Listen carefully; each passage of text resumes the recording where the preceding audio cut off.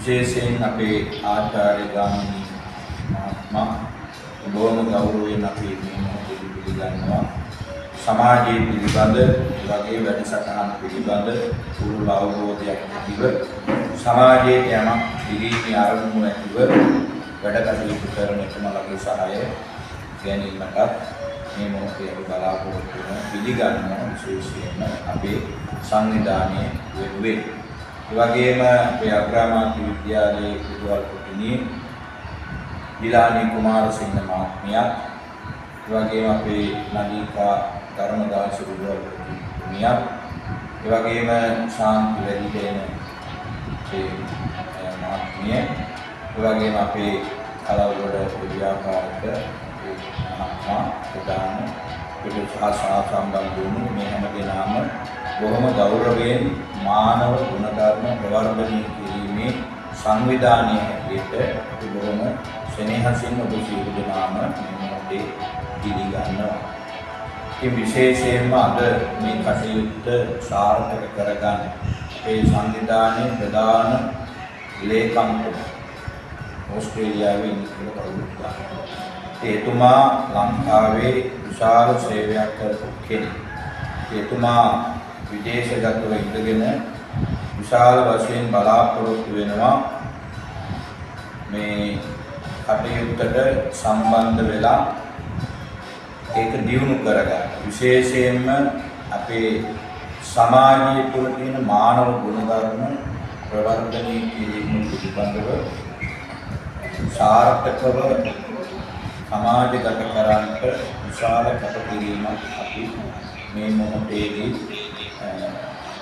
උත්සාහ දරුවා අවස්ථා රාශියක මේක අපිට තනියෙන් කරන්න පුළුවන් වැඩසටහනක් නෙමෙයි.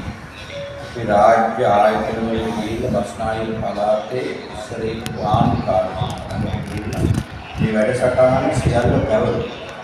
රෝෂාන් ගුණතිලක මහත්මයා මේක දැකලා පිළිගන්න මේක අනිවාර්යෙන් ක්‍රියාත්මක කරනවා කියලා එතුමා පැවරුවා. පහළ ඒ වැඩසටහන මෙහෙවන්නේ එතනින් එහාට මේ ක්‍රියාත්මක වෙන්නේ ඒගොල්ලන්ට මේ මානව ගුණධර්මතාවයේ වටිනාකමක් අවශ්‍ය වෙන්නේ. මොකද රෝෂාන් මහත්මයා මේක ක්‍රියාත්මක වුණා. ඒක මට පෞද්ගලික අංකිත වේලාවක වුණා වැඩසටහන කරගෙන යනවා හාමුදුරුවෝ. අන්කෝ එතනින් එහාට වචනයක් කතා කරේ නෑ මහත්තයෝ. හරි දුකයි. ඉතින් එතුමා ආයෙත් එන්න කියලා කියනකොට මේ දේශපාලන වලින් වෙනස් වෙලා ඉවරුණා. ඉතින් අපි දැන් උත්සාහ දරුවා මේක සමාජගත කරන්න පාසල් මාර්ගයෙන් ඒ වගේම මේ පෙර පාසල් මාර්ගයෙන් දහම් පාසල් මාර්ගයෙන් විශාල වශයෙන් මහන්සි ගත්තම මානව ගුණධර්මයේ කාව්‍ය දරුවන්ට කොහොම හරි සමාජගත කරනවා.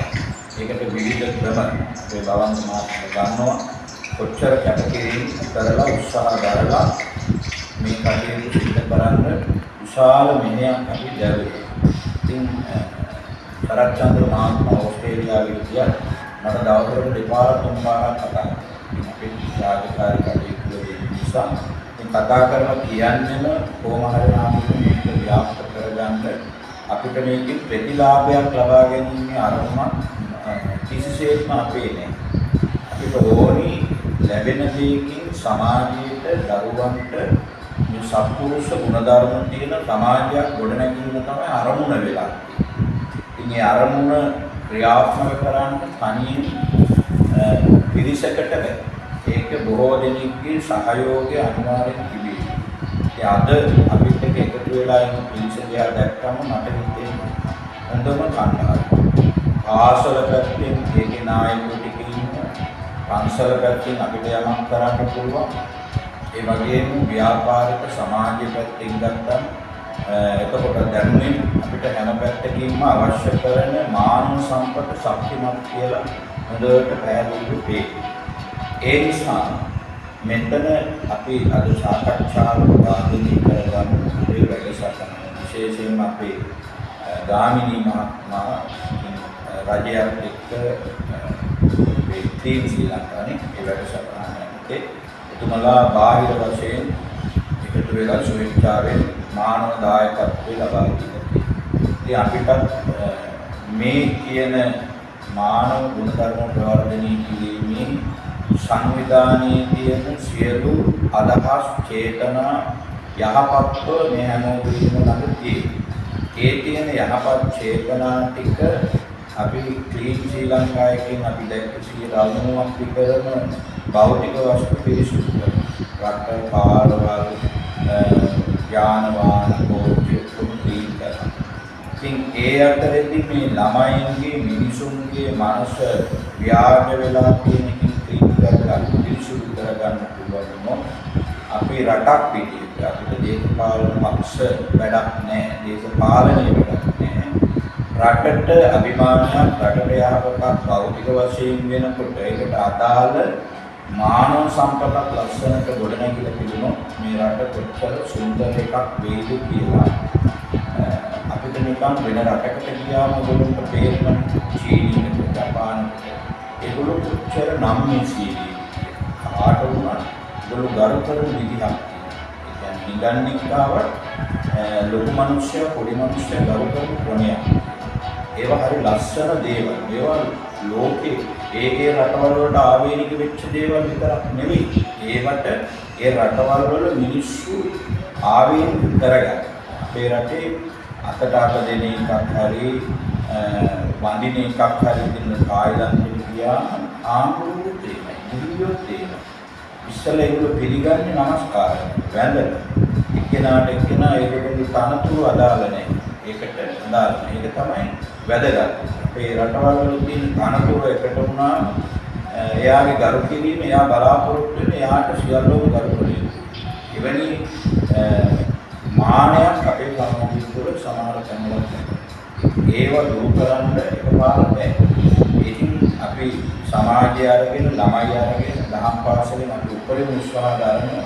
ළමයි 500ක් ඉන්න එකකින් අපිට 10ක් අවුරුද්දකට සමාජයට හොඳ යවුවොත් ඒ ළමයි 10 අසුරු කරන තව ළමයි 10 දෙනෙක් සමාජයට එකතු වෙනවා. එහෙමයි අපේ ඉලක්ක. 500ම සුවපත් කරන්න අමාරුයි. ඒක බුදුහාමුදුරනේ කාලේ හැමෝම බණ ඇහුවට රහත් ගුණේවත් අවබෝධ කරගත්තවත් නැහැ. පිරිස අවබෝධ කරගත්තේ ඉස්සෙල්ලාම අල්ප කොටසක්. ඒ අල්ප කොටසෙන් ටික ටික ව්‍යාප්ත වෙනවා. ඒක තමයි අද විශාල ලෝකයේ මේ හැමදේම ඒ වගේ මානව ගුණධර්ම කියන එකට එකපාරට ගහලා බැනලා අරගෙන කරලා කරන්න පුළුවන් එකක් නෙමෙයි. ඒක හදවතට වදින විදිහට ගැළපෙන විදිහට යමක් ලබා දෙන්න කියන අරමුණ තමයි විශේෂයෙන් අපේ තියෙන්නේ. මෙන්න මේ අරමුණ ක්‍රියාත්මක කරගන්න ඔබේ සහායයක් ලැබුවොත් මේක බොහොම මේක ඇත්තටම මේ එක්කන අදහසත් අරගෙන අපි බොහොම සුවදව සාකච්ඡාවෙන් යන්නේ. එහෙම නැත්නම් මේක මගේ පෞද්ගලික වැඩක්වත් සරච්චන්ද්‍ර මහත්තයාගේ වැඩක්වත් නෙමෙයි. අපි හැමෝගේම ආශාව තමයි මානව ගුණධර්ම පිරුණු සමාජයක් දකින්න. ඒ සමාජය දකින්න නම් අපි හැමදාම හැංගිලා ඉඳලා බෑ අපිට කරන්න බෑ කියලා කිව්වොත් කවදාවත් අපිට මේ ලෝකෙ දිනන්න දෙන්නේ නැහැ. ඒ නිසා හොඳ හදවත් ටිකක් ආවා. ඔබ බොහොම ගෞරවයෙන් මම මේ මොකද නැවතත් පිළිගන්න සම්බන්ධ වෙනාම ඉතින් අපේ කටයුතු ටික ඉෂ්ට කරගෙන යන්න සාර්ථකව මේ වැඩසටහන අපි ඉදිරියට රාජ්‍ය ආයතන වල විශේෂයෙන් අපේ ජනාධිපතිතුමාගේ ඇතුළු රජයේ සහයෝගය ඇති නැත්නම් මේක තනියෙන් කරන්න බැහැ. දුරකට යන්න දුරකටතුමා විතරක් කවුරුත් බෑ. පොදුනේ තියෙන බාහිර ගන්න කලාවට කියන්නේ ලේකම් කියන්නේ කමකාර ගොඩක් තනියෙන් කරන්න පුළුවන් එකක් නෙවෙයි. ඒ නිසා අපි ඉහළ මට්ටමේ ඉඳන් ටික ටික ඇවිල්ලා මේ දැනට දාන ඉස්සල වැඩසටහනක් අපි ඔය සංවිධානය කරනවා.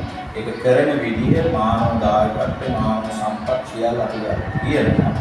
ඒක කරන්න අවශ්‍ය කරන වටපිටාව අපිට සකස් කරගන්න ඕනේ. ඉතින් අපි සාකච්ඡා කරලා දවසේ මේ කටයුතු ටික සාර්ථකව අපේ මානව ගුණධර්ම ප්‍රවර්ධනයට ඉදිරි වැඩ කටයුතු සාර්ථක කරගන්න මම තම දෙනාටම සුබ ප්‍රාර්ථනා කරනවා.